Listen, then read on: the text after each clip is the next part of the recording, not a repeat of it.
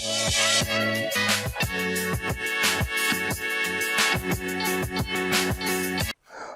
My dear friends, कैसे हैं आप सब लोग। मैं हूं आपका दोस्त left to right, right to left Nitin. याद रहेगा ना, क्योंकि NITIN आपके दोस्त आपके साथ। हम लोग डिस्कशन कर रहे हैं माइक्रो इकोनॉमिक्स, उसमें हम लोग डिस्कशन कर रहे हैं डिमांड, और डिमांड का चैप्टर हम शुरू कर चुके हैं। So it's going to be talking about now something additional part that is called law of demand. आज हम शुरू करेंगे लॉ ऑफ डिमांड, ठीक है दोस्तों। हम लॉ ऑफ डिमांड की बात करते हैं तो इसमें आपको याद होगा हमने पिछले चैप्टर में पढ़ा था functions of demand. Demand function क्या कहता था कि demand is a function of price of commodity, price of related goods, income of the consumer, taste and preference and expectation. अगर मार्केट डिमांड करोगे थोड़ा सा एक्स्ट्रा इसमें हो जाता है। आज हम अगर बात करते हैं इसके अंदर, तो हम लॉ ऑफ डिमांड की जब बात की जाएगी, जब भी लॉ ऑफ डिमांड की बात की जाएगी तो आपने फोकस करना है सिर्फ और सिर्फ पहले पैरामीटर पे। पहला पैरामीटर क्या है हमारा? Price of the commodity. तो आपने करना क्या है, अपने दिमाग में ना बिठा लेना है। बहुत सारे स्टूडेंट्स हैं जो मैंने मिले, जिनसे मैं मिला हूं पिछले 22 सालों में, देखता हूं मैं कि वो कंफ्यूज हो जाते हैं कि वहां पे लिखना क्या है। लिखने में कुछ नहीं है, पहले अगर आपको समझ आ गया तो समझना क्या है। ये जो पार्ट है ना, आपके जितने एक्स्ट्रा फैक्टर्स हैं इन सबको आपको कांस्टेंट मानना है। मतलब ये नहीं हिलेंगे, जो जैसा है वैसा ही रहेगा। आपको किसको हिलाना है? आपको हिलाना है, अप डाउन करना है किसको? सिर्फ और सिर्फ प्राइस ऑफ द कमोडिटी को। तो आपने क्या करना, लॉ ऑफ डिमांड क्या कहता है? Keeping other factors constant. जब भी आप किसी इक्वेशन को प्रूव करना चाहते हैं तब आपको बाकी सारे कंपोनेंट्स को कांस्टेंट करना पड़ता है। मतलब there will not be any change in other factors. जो टेस्ट है वही रहेगा, जो रिलेटेड प्राइस है वही रहेगा, इनकम भी सेम रहेगी, एक्सपेक्टेशन भी सेम रहेगी। सिर्फ बढ़ेगी या घटेगी हमारी प्राइस ऑफ द कमोडिटी। तो वो है हमारी price of x commodity. Keeping other factors constant, the demand for a commodity decreases with an increase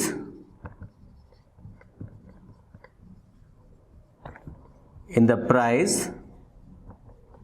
of the commodity.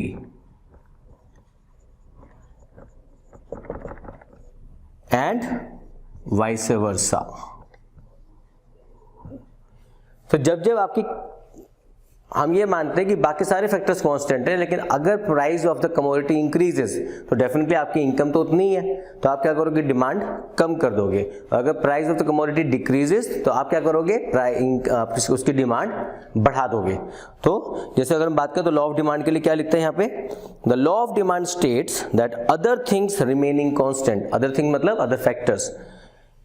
There is an inverse relationship between quantity demanded and price of the commodity. तो जो आपका price है और जो quantity है जो आप demand करने वाले हो, इनमें इनवर्स रिलेशन होता है।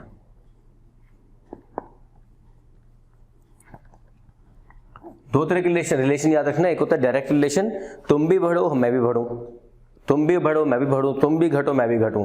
डायरेक्ट तुम बढ़ो मैं घटूं, तुम घटो मैं बढ़ूं, तो इनवर्स रिलेशनशिप।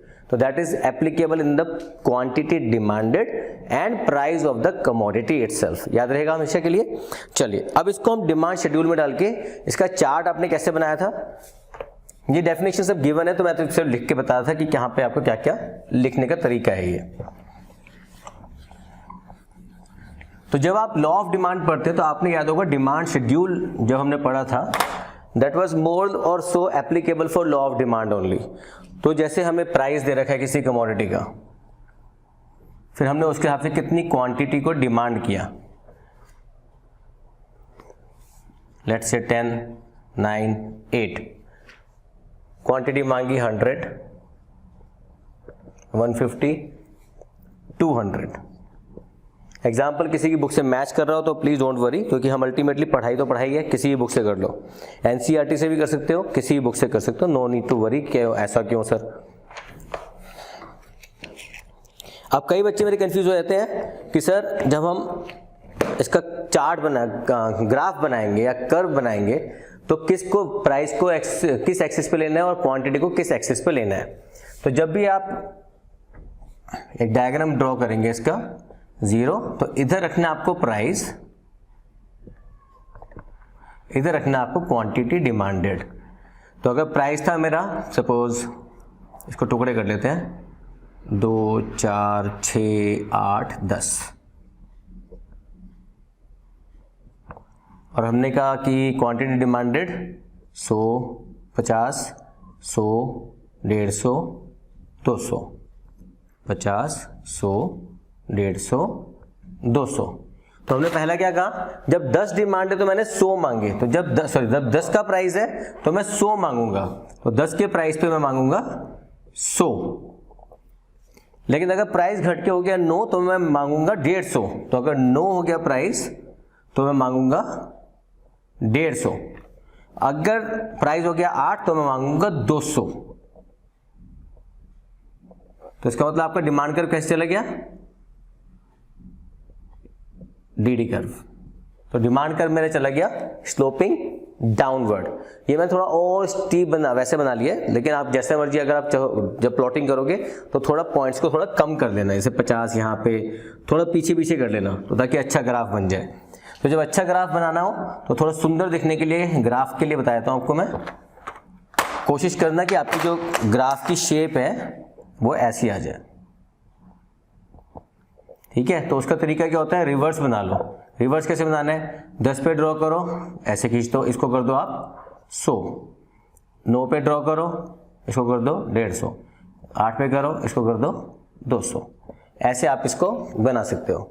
तो हो क्या रहा है, this is showing your demand curve which slope downward from left to right, जैसे इंडिफरेंस कर्व पढ़ा, जैसे लास्ट लेक्चर में पढ़ा था आप लोगों ने। लेकिन अब इस लॉ ऑफ डिमांड का क्या है, दुनिया में कोई भी आप लॉ पढ़ोगे ना, every law is based upon certain assumptions.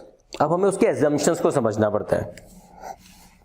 मतलब demand curve sloping downward, assumptions क्या है, what are the assumptions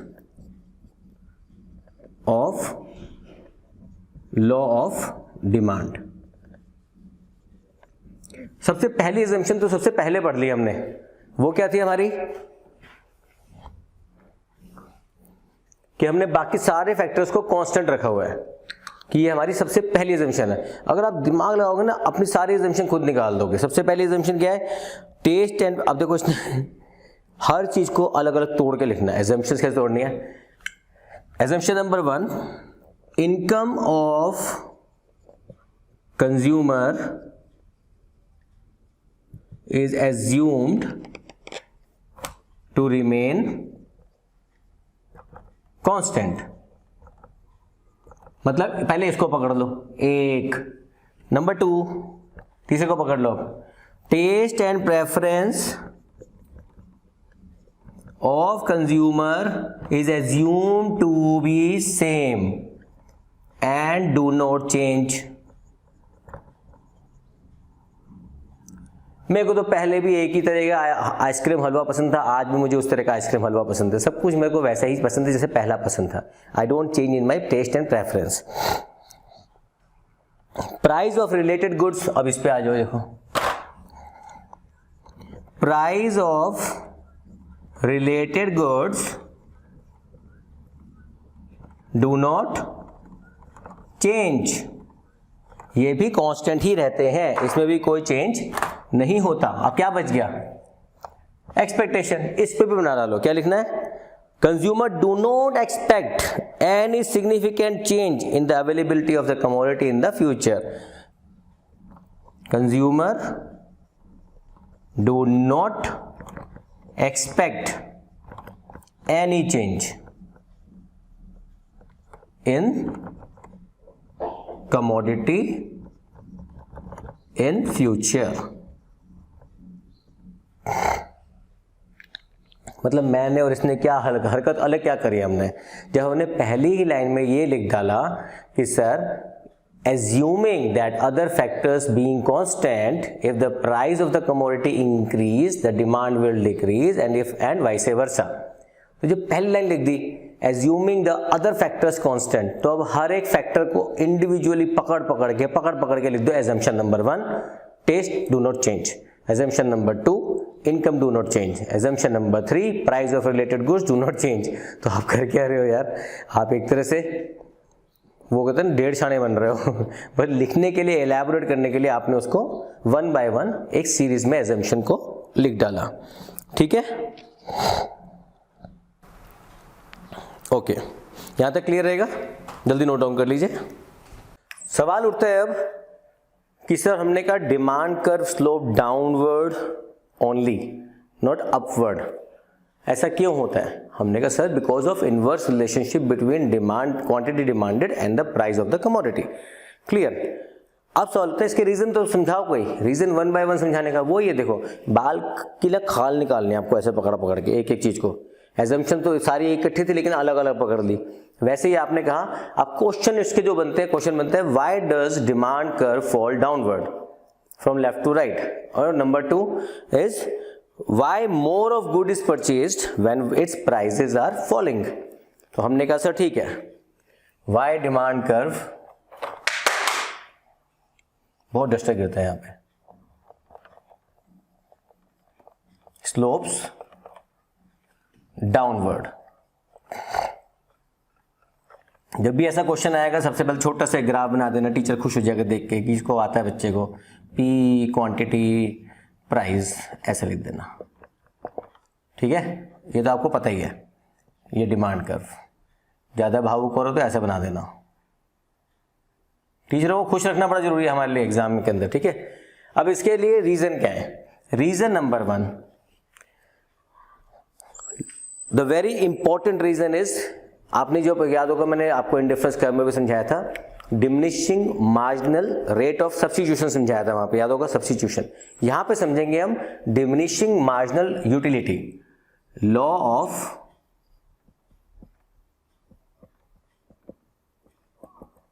diminishing marginal utility.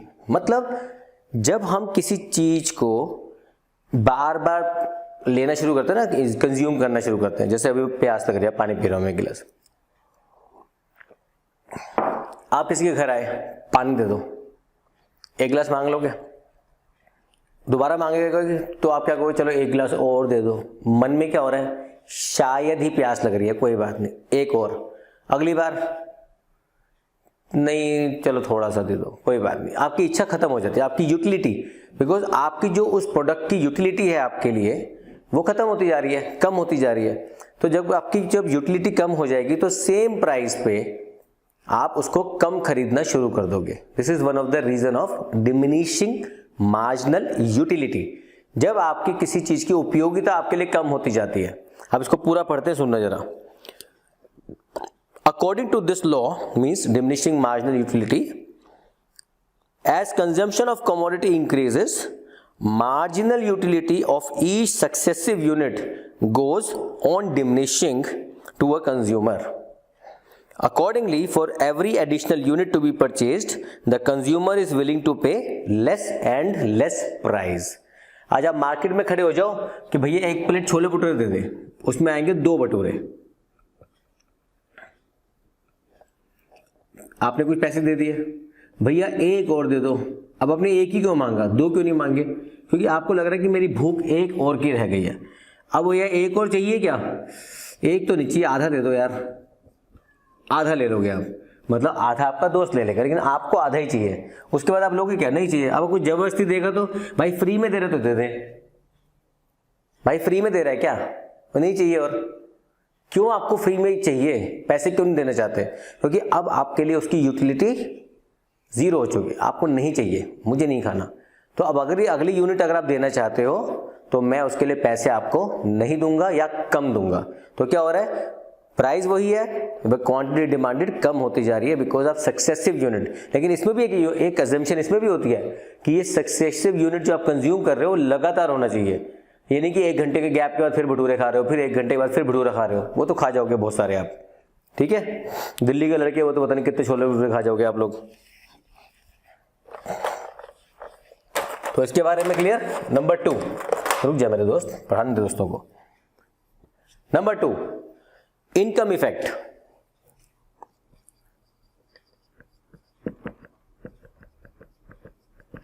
पहले आपकी इनकम थी 10 रुपए, आपकी जो डिमांड थी क्वांटिटी की और जो प्राइस था प्रोडक्ट का वो था 2 रुपए, तो आपने मांगे 5। अब सडनली जो प्राइस हो गया वो हो गया 1 रुपया। इनकम तो 10 रुपये है ना, विद एन अजम्पशन कि आप इनकम पूरी खर्च करोगे, तो अब आप कितना यूज करोगे, कितना मांगोगे। अब एक में पहले 2 थे तो 5 मांगते थे, अब 1 हो गए तो कितने मांगोगे, 10। क्यों? क्योंकि इनकम तो सेम रही, क्योंकि कांस्टेंट रखनी है हमको वो, लेकिन जैसे ही प्राइस गिरा मेरी रियल इनकम बढ़ गई। रियल इनकम मतलब मेरी जो खर्च करने की ताकत थी ना अचानक से बढ़ गई। इसलिए लोग दुनिया भर के अंदर ना फोर्स शॉपिंग बोलता हूं उसको मैं, बहुत करते हैं जब सेल लगती है। सेल सेल मैं तो कई जगह पे, जैसे I belong to Delhi area, तो दिल्ली में तो हर जगह सेल होती है 50+20, 70+30। मैं क्या 100% की सेल है? मतलब पहली बार जब मैंने ये कॉन्सेप्ट देखा था कई साल पहले, 80+20 सेल। 80% मतलब 80% तो फ्लैट डिस्काउंट, फिर जो बचेगा जो बिल आएगा उस बिल के ऊपर 20% डिस्काउंट। तो क्या भैया लंगर लगा हुआ है क्या कपड़ों का, बांटे जा रहे हो। लेकिन हो क्या रहा है उससे, फोर्स शॉपिंग। लोग अपनी जरूरत से ज़्यादा पैसे खर्च करते हैं, लेकिन क्यों खरीद रहे ज़्यादा? क्योंकि प्राइस कम लग रहा है उनको, तो quantity demanded will be increased. तो that is the effect of law of demand. Number 3, substitution effect.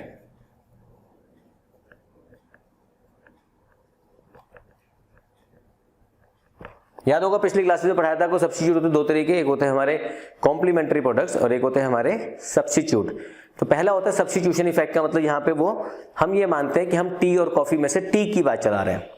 अब टी के जब हम काम कर रहे हैं तो हमें ये पता है कि कॉफी के प्राइस अगर बढ़ गए, हमें तो कांस्टेंट रखने हैं, तो यहाँ पे हमने क्या कांस्टेंट रख के, अगर हमने क्या कॉफी के प्राइस या टी के प्राइस वही है जहाँ पहले थे और अचानक टी के प्राइस नीचे आ गए, तो हम टी की क्वांटिटी ज़्यादा डिमांड करेंगे। अचानक से क्वांटिटी टी के प्राइस बढ़ गए तो हम नॉर्मल मानो उसको, उसके अंदर आप सब्स्टिट्यूट को सिर्फ इतना लिखना है, it is assume that the substitute product price do not change, बस। तो आपका तो मेन प्रोडक्ट ही बन गया ना वो। अगर मैं यहाँ पे लिखूँ मुझे टी की क्वांटिटी कितनी है और मैं कितनी डिमांड कर, प्राइस कितना है और क्वांटिटी कितनी मांग रहा हूँ, और कॉफ़ी का रेट मार्केट में क्या चल रहा है, हमने कॉफ़ी तो 50 रुपए की है जी, टी कितने की है 20 रुपए की, तो मैं लेता था 1 किलो। अब अचानक से टी का प्राइस घट के हो गया 15 रुपए, लेकिन कॉफ़ी तो वहीं की वहीं है ना, मैं उसको चेंज नहीं कर रहा। तो मैं क्या करूँगा, अभी हम ये एज्यूम नहीं कर रहे कि यार हम तो ना सब्स्टिट्यूट में चले जाएंगे, हम एज्यूम ही नहीं कर रहे। हमने कहा कि भाई इसका प्राइस कम हो गया, हम इसकी डिमांड बढ़ा देंगे, और इसका प्राइस बढ़ गया तो इसकी डिमांड घटा देंगे। सिंपल सा फंडा। इसको मेन प्रोडक्ट ही लेके चलो, सब्स्टिट्यूट मानने की जरूरत ही नहीं बीच में कहीं, सिर्फ लिखने के लिए सब्स्टिट्यूशन इफेक्ट है। 4th, size of the consumers. Size of मतलब कंज्यूमर ग्रुप। पता चले साइज से आगे कि मैं एक्सेल या डबल एक्सेल या 4XL, कितना बड़ा एक्सेल चल रहा है। When price of the commodity falls, it affect new buyer who now can afford to buy it. Accordingly, the demand expands. जब कभी भी किसी भी प्रोडक्ट का प्राइस कम होता है ना, तो डेफिनेटली जो कंज्यूमर पहले थे अब उसमें भी एडिशन हो जाएगा, तो number of consumers will say expand. Therefore, quantity demanded will be increase in the market. So rule, ये तो रूल है ना भाई, अगर मार्केट में प्राइस कम होगा चीज ऐसी जो कि हर कोई लेना चाहता है तो हर कोई लेगा। अब पहले 10 लोग लेते थे, 15 लेंगे, फिर वो 20 लेंगे, 50 लेंगे, तो आपकी डिमांड ऑटोमेटिक बढ़ जाती है। तो लेकिन वाइसे वर्सा, अगर ये प्राइस ज्यादा हो गया तो जो लेते थे उनकी इनकम तो वही है, तो वो भी स्क्वीज कर लेंगे अपने आप को, थोड़ी कम कम कम कम और कम मांगेंगे। Then different uses.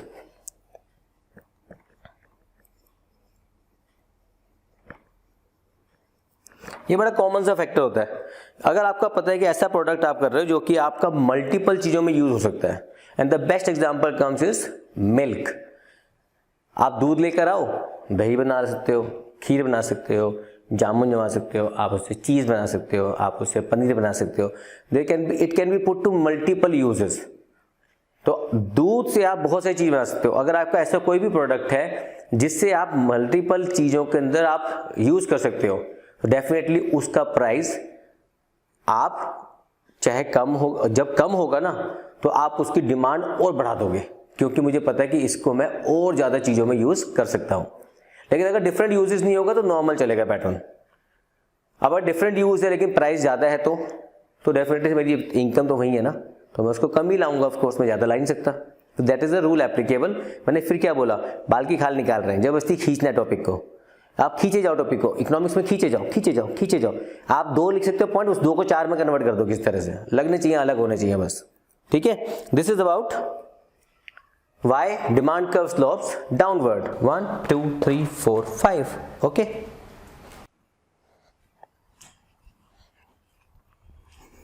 तो टॉपिक शुरू करना है हमें बड़ा मजेदार सा।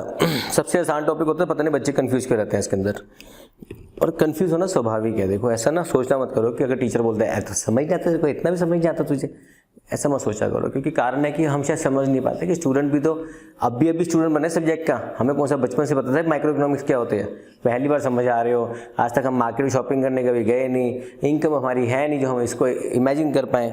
हाँ, तो अभी चैप्टर को आगे बढ़ाने के लिए सबसे पहले मेरी फीस दे दो यार। नीचे सब्सक्राइब का बटन दबाओ, उसको शेयर का बटन दबाओ। मालूम है दोस्तों को शेयर करना होता है, फ्री ऑफ कॉस्ट पढ़ना है तो भैया अपने आप ही पढ़ना है, दोस्तों को भी बढ़ाना है। मैं कोई ये नहीं बोल रहा कि फ्री ऑफ कॉस्ट पढ़ लो मुझसे, ऐसा कुछ नहीं है। मैंने क्या बोला है, इस चैनल का पर्पज़ है जितना मुझे आता है एटलीस्ट उन सब बच्चों तक पहुंच जाए जिनके पास पैसे नहीं होते ट्यूशन्स लगवाने के, ठीक है। तो प्लीज़ उन सब बच्चों तक चैनल पहुंचाओ। सब्सक्राइब, शेयर, लाइक, कमेंट, इन 4 चीज़ों को तो भूखे होते हैं हम यूट्यूबर्स, होता क्या है हमारे पास। उसके अलावा कोई स्पेशल बच्चा है जो मुझे कोई गिफ्ट देना चाहते हो, कुछ करना चाहते हो, no need to worry, super thanks का बटन है, उसको आप चाहो तो आप यूज़ कर सकते हो मुझे अपनी तरफ से कुछ भी कंट्रीब्यूशन करने के लिए। Okay, if you are finding my lectures useful, of course I deserve some super thanks also. Why only thanks? Okay, thank you. So let's start movement along demand curve and shift in the demand curve. देखो बहुत simple तरीके से समझाने की कोशिश कर रहा हूँ। इनमें कुछ नाम दूंगा, बुक से पढ़ोगे, बाद में कमेंट में लिखना कि समझ आ गया नहीं आ गया। हमने कहा कि demand is a function of 1 2 3 4 5 items. Demand is a function of 1 2 3 4 5 items. तो आपने करना क्या है, देखो सर, जब हम कहते हैं मूवमेंट, जब मूवमेंट की बात करोगे ना तो सिर्फ इसको पकड़ लो, पहले वाले पैरामीटर को पकड़ लो बस। और जब आप शिफ्ट की बात करोगे तो बस पहले वाले को इग्नोर कर दो, बाकी सबको पकड़ लो। इग्नोर मतलब एज्यूम करो कि इसमें कोई चेंज नहीं होगा, बाकी सब चेंज होंगे। यहां सिर्फ प्राइस चेंज होगा, मतलब इसमें आप करोगे सिर्फ प्राइस चेंज। यहां पे प्राइस ऑफ कमोडिटी को छोड़ दो, इट इज कांस्टेंट, बाकी सब बढ़ेगा घटेगा बढ़ेगा घटेगा। यहां पे सब कांस्टेंट, पटरी की तरह पड़े रहेंगे कोने में, ट्रेन आएगी चली जाएगी इसके ऊपर से, ठीक है। अब मूवमेंट अलोंग डिमांड कर्व क्या होता है और शिफ्ट क्या होता है। अब इसके इस पर्टिकुलर टॉपिक में ना बहुत सारे सवालों के जवाब मिलते हैं।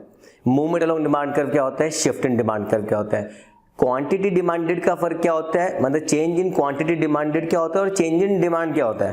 तो जब कभी भी आपका ये वाला पैरामीटर होता है ना, इसको हम बोलते हैं चेंज इन, मैं थोड़ी जगह चाहिए मुझे तो मैं यहां से उठाता हूं, चेंज इन डिमांड।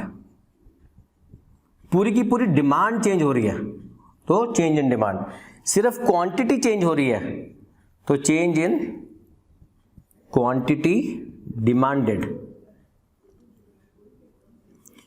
जब कभी भी आपका प्राइस इस तरह से फ्लक्चुएट कर रहा है, प्राइस था ज़्यादा कम हुआ, डिमांड बढ़ा दिया आपने, तो क्या हो रहा है, या तो क्वांटिटी डिमांडेड नीचे जाएगी मतलब आगे बढ़ेगी, या पीछे बढ़ेगी मतलब उसी कर्व पे ऊपर नीचे जाएगी वो। इसको बोलते हैं मूवमेंट। 2 पार्ट होते हैं इसके, अगर बढ़ रही है तो उसको बोलते हैं एक्सटेंशन। एक्सटेंशन की स्पेलिंग एक्सटेंशन ही बोलते हैं ना, मैं क्या लिख रहा हूं, सॉरी, एक्सटेंशन। या कॉन्ट्रैक्शन। अगर डिमांड बढ़ा रहे हो, डिमांड क्वांटिटी बढ़ा रहे हो, क्वांटिटी पहले 10 थी 15 फिर 20 से 50, तो आपने क्या किया, क्वांटिटी बढ़ा रहे हो तो बोलते हैं एक्सटेंशन, और अगर आप क्वांटिटी कम कर रहे हो तो उसको बोलते हैं कॉन्ट्रैक्शन। तो अगर ऊपर गया तो कॉन्ट्रैक्शन, अगर नीचे गया तो एक्सटेंशन, क्वांटिटी डिमांड बढ़ा रहे हो तो। अच्छा, इसके बाद क्या होता है, change in demand. Change in demand में क्या आता है, शिफ्ट होता है, शिफ्ट इन डिमांड कर्व। आपका प्राइस ऑफ द कमोडिटी तो सेम रहा, अचानक मेरी इनकम बढ़ गई, तो आपने क्या किया, मैं तो इनकम बढ़ गई, मैं तो नया डिमांड करूंगा, अब उसी प्राइस के ऊपर मैं डिमांड बढ़ा दूंगा, उसी प्राइस पे। देखो पहले मेरी प्राइस ये थी, क्वांटिटी ये थी, लेकिन अब उसी प्राइस के ऊपर सेम प्राइस पे, आई होप चल रहा हो पेन, सेम प्राइस पे मैंने अपनी डिमांड बढ़ा दी आगे, सेम प्राइस पे डिमांड बढ़ गई, सेम प्राइस पे डिमांड बढ़ गई, सेम प्राइस पे डिमांड बढ़ गई, तो क्या हुआ, it is called right shift. Right shift मतलब डिमांड को बढ़ाना, पूरी डिमांड बढ़ गई, keeping price of the commodity same. अगर सेम प्राइस पे मेरी इनकम कम हो गई तो क्या होगा, मेरा ग्राफ यहां पे आ जाएगा कहीं पे। क्यों, क्योंकि सेम प्राइस पे मेरी डिमांड कम हो गई, सेम प्राइस पे डिमांड कम हो गई, सेम प्राइस पे डिमांड कम हो गई, कम हो गई, कम हो गई, इस तरह से मेरी डिमांड कम होता जाती है। इसको बोलते हैं हम लेफ्टवर्ड शिफ्ट।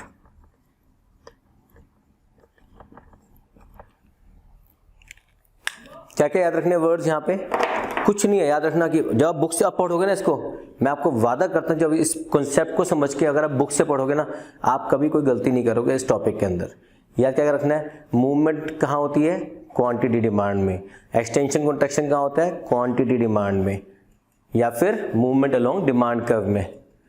प्राइस चेंज हुआ तो मूवमेंट, प्राइस के अलावा बाकी सब चेंज हुआ तो extension, shift in demand curve. Shift मतलब या तो आगे बढ़ जाएगा ये डिमांड कर्व या पीछे आ जाएगा। तो आपको बस ये दिमाग में रख के इस टॉपिक को पढ़ना है, ठीक है। और अगर समझ आ रहा है तो प्लीज कमेंट बॉक्स में लिखते चले जाना। हर छोटी छोटी चीज के लिए कोशिश करना कि उसका छोटे छोटे ग्राफ बना के एग्जाम्पल इसको समझाया जाए। अब देखो क्वेश्चन ये उठता है कि why there is increase in demand और why there is a decrease in demand, और क्वेश्चन होता है why demand curve shift rightward और लेफ्टवर्ड। अब आपको ना इसको फिर से खींचना है, होता ना, अगर आपको अर्जुन को भी अगर तीर मारना था ना तो पहले उस तीर को कमान में खींचना पड़ता है, तो आपको वो खींचना है ना, लंबी लंबी बातें मारनी। कैसे मारनी है, there is a shift in the demand curve, there may be a shift in the demand curve to the right side और the left side because number 1 keeping the price of the commodity same, the price of related product may change. Number 2, the income of the customer may go up or down. Number 3, the taste and preference of the customer can vary and expectation of the consumer may vary. 4 points हो गए। फिर से वही point, जैसे law of demand में 5 चीजों को अलग अलग खींचा था, यहाँ पे भी वही चीजें आपको खींचनी है। यहाँ पर क्या करना है, सर इसको कैसे खींचेंगे, सर इसको कैसे खींचेंगे, बड़ा आसान है। Keeping other factors constant, if the price of the commodity goes up or down, there is a movement along demand curve. Why it happens so? Because the price of related goods is assumed to be constant. Because the income of the consumer is considered to be constant. If the taste and preference of the consumer is considered to be constant, expectation of the consumer is constant. 1 2 3 4 5 आप मतलब depending upon कि आपको किस level के question आ रहे हैं, 2 marks का है, 3 मार्क्स का है, 5 नंबर का है, उस हिसाब से आप उसका आंसर को एक्सपेंड या फिर कम कर सकते हो। And this is one of the most important question in economics, differentiate between extension and increase in demand. Extension क्या होती है, क्वांटिटी डिमांडेड अगर आप बढ़ा रहे हो तो एक्सटेंशन है because of price. Increase in demand कब होगा, प्राइस को छोड़ के बाकी सब में कुछ भी चेंज हो गया, बढ़ गया, तो आपका rightward shift, that is called increase in demand. किताबों के अंदर खासियत क्या होती है, हम किसी भी तरह के क्वेश्चन को जैसे मर्जी खींच सकते हैं अपने हिसाब से, ठीक है। तो आपने करना क्या है, आज की क्लास यहाँ तक। नेक्स्ट क्लास में हम लोग नया टॉपिक करेंगे। देखो माइक्रो इकोनॉमिक्स है, थोड़ी छोटी सी नहीं है, इसमें बहुत सारा सिलेबस होता है। डिमांड की थ्योरी है, उसके अंदर बहुत सारे पार्ट हैं। उसके बाद इलास्टिसिटी ऑफ डिमांड आ जाएगा, उसके अंदर बहुत सारे सवाल भी हैं, क्वेश्चंस भी, आंसर भी हैं। फिर सप्लाई आ जाएगा, same law of supply and all. तब आसान हो जाएगा कि आप उल्टा ही पढ़ रहे हो सिर्फ। उसके बाद मार्केट आ जाएगा।